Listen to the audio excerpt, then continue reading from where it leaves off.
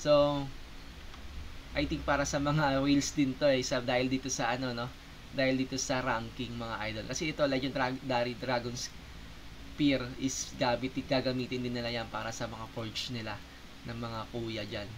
So, hindi ko rin masasabi na worth it. So, worth it naman siguro sa mga free to play, sa mga F2B na magsisimula pa lang.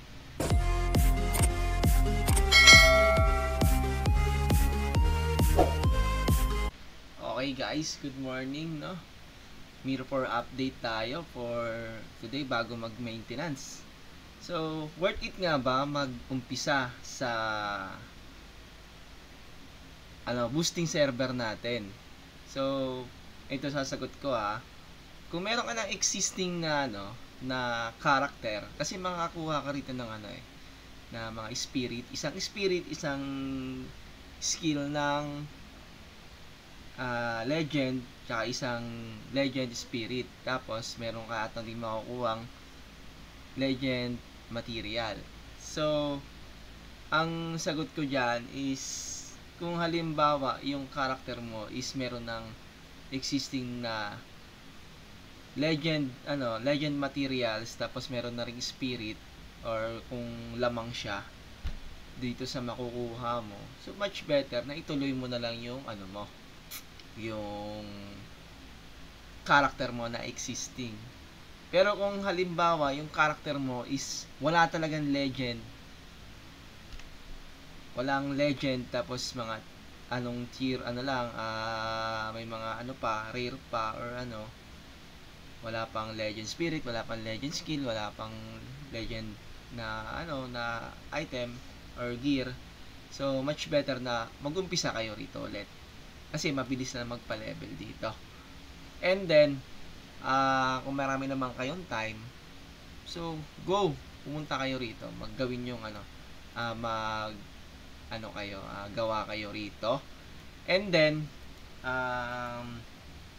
kapag ka kayo, anong tawag nito guys, kapag halimbawa may main na kayo na malalakas, so pwede kayong gumawa nito. So pa level 100 plus nyo lang, so good as alt na siya mga idol, kasi sa dami ng mga items na makukuha dito, boosted na talaga yung character na yan. So I'm planning to to create 2 or 3 characters dito para gawin ko siyang alt. So, gagawin nating alt yon, yung magagawa natin dito. So, malaking bagay na yan. So, ang mga nakukuha kasi dito, sayang Kasi pang rin yan pang tulong din sa pag-farm ng mga materials or para sa mga crafting natin sa main. So, goods na goods to for alt, no? Sa mga meron na existing na malalakas na yung character. So, dito tayo gagawa. And then, bossing, kung bago ka pa lang na player dito sa Mirror, so goods na goods to kung ayaw mo naman din gumastos, goods na goods ito para sa inyo na simulan ulit kung ayaw nyo magsimula, kung ayaw nyo kung ayaw nyo gumastos din. So dito is maganda to. And then kung gusto nyo ma-feel yung yung first na day ng Mirror na talagang labanan talaga or agawan talaga si resources, I think dito nyo magagawa yan. Mararanasan nyo ulit yan dito. Kasi since na bago pa lang lahat, umpisa pa lang lahat, so mag-aagawan kayo sa resources dyan.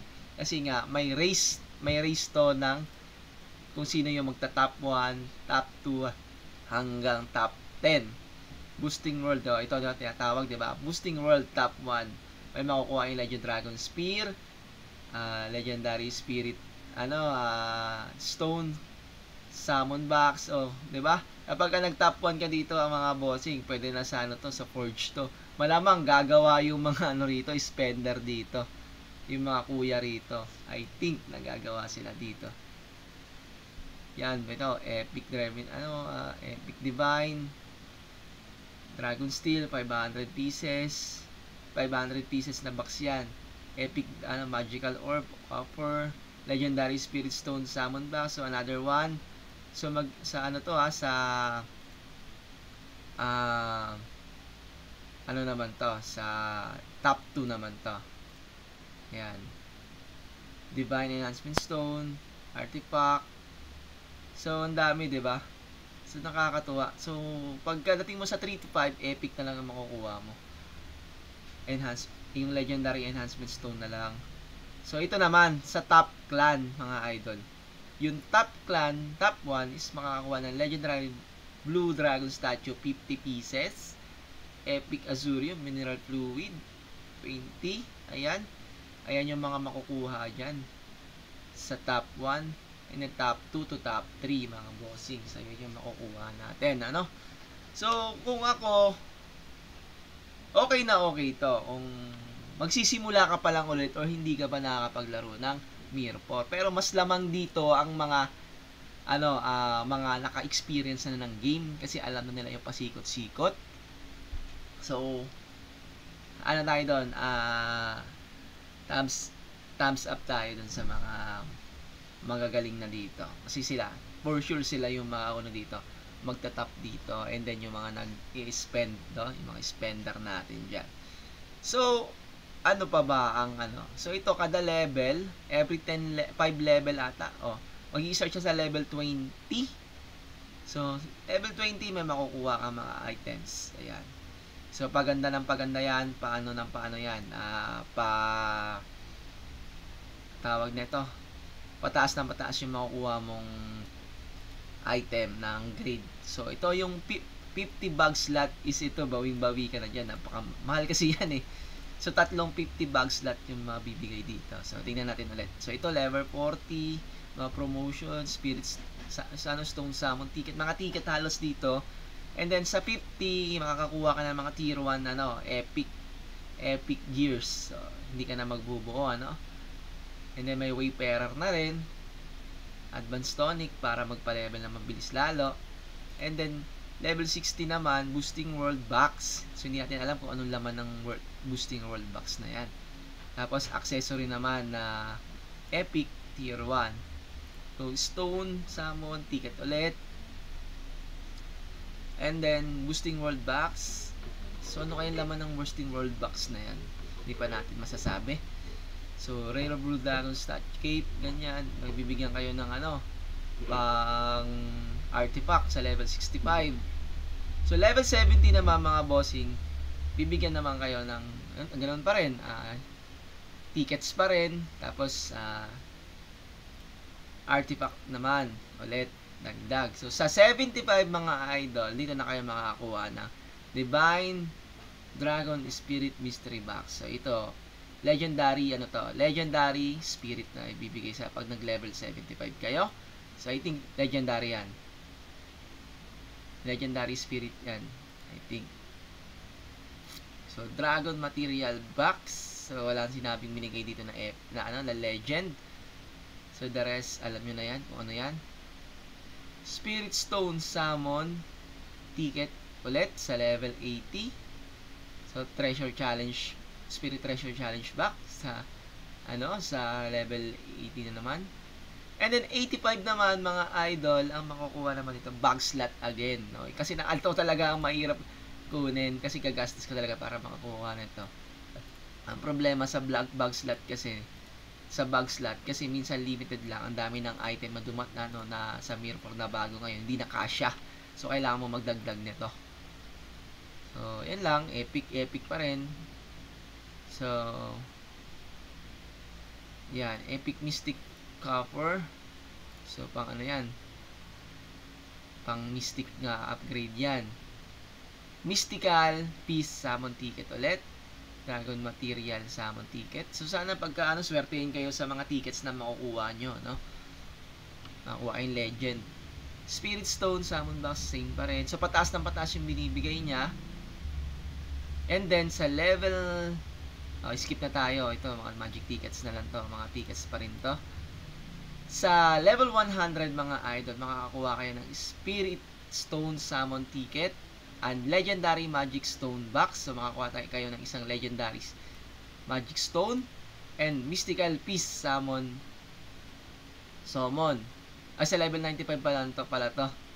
So, ito pala yung level 100. Sa level 100, magkakaroon na yung Legendary Blue Dragon Statue. So, ito yung makukuha nyo is 5 to 5, 10, 15, 20, or 30. Yun ang nakalagay doon ata. Nakalimutan ko na. Alam ko, I think ganun yun.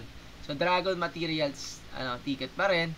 Mystic Piece ticket. Legendary Divine Dragon Skill Mystery Box. So, magkakaroon kayo ng isang Legendary Skill, no? Skill tome, mga idol. And then, susunod naman, ito pa, bag slot ulit. So, bali, 150 bag slot ang ibibigay sa inyo. Ang magiging laman ng bag slot nyo, ay magiging slot ng nyo, maximum, alam ko magiging 350 ata, or magiging max of 400. Pero may nabibili pa niyan, mga idol.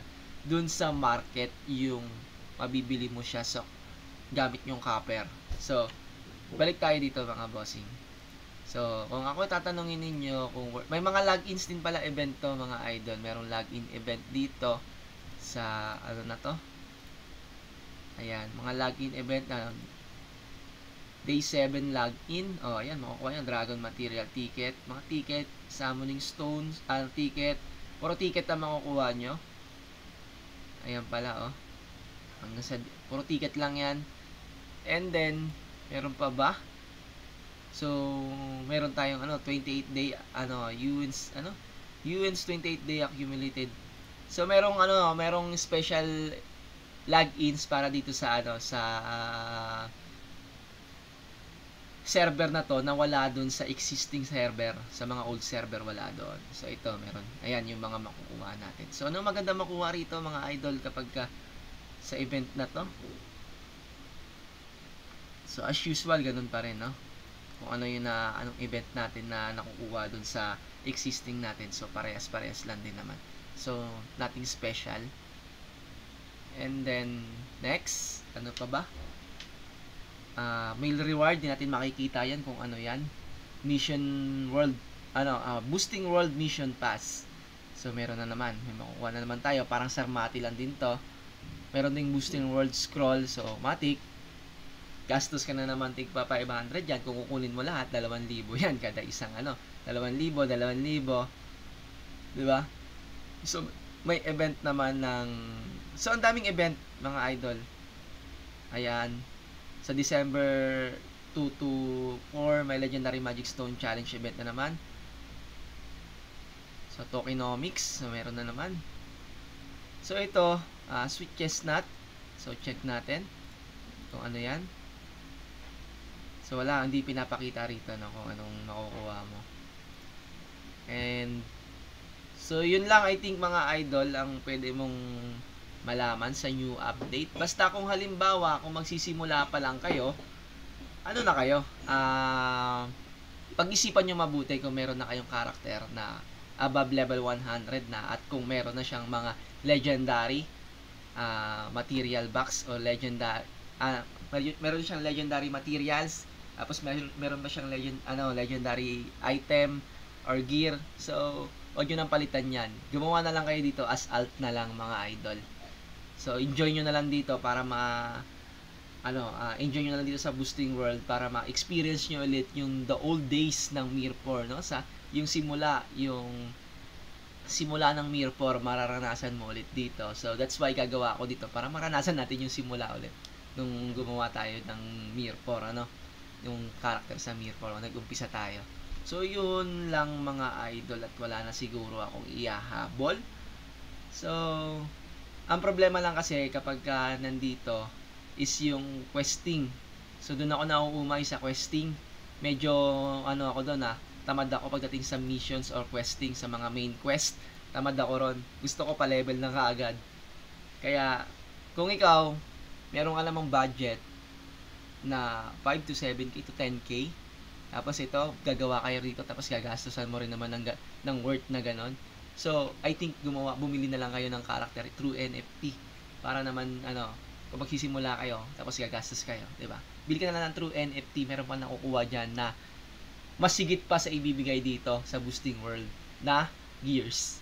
So, ano pa bang hahanapin mo? Hindi ka na mahihirapan doon. Kesa dito, gagawa ka, ka ng time, tawag nito, magko-consume ng time mo, tapos yung marireach mo lang din naman is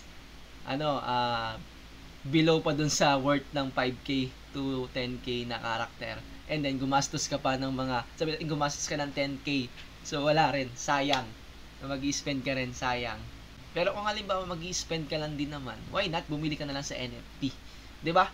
Kaysa sa magsimula ka sa server na gagastos ka lang din naman pero ang marireach mo wala rin, hindi rin ganun kataas.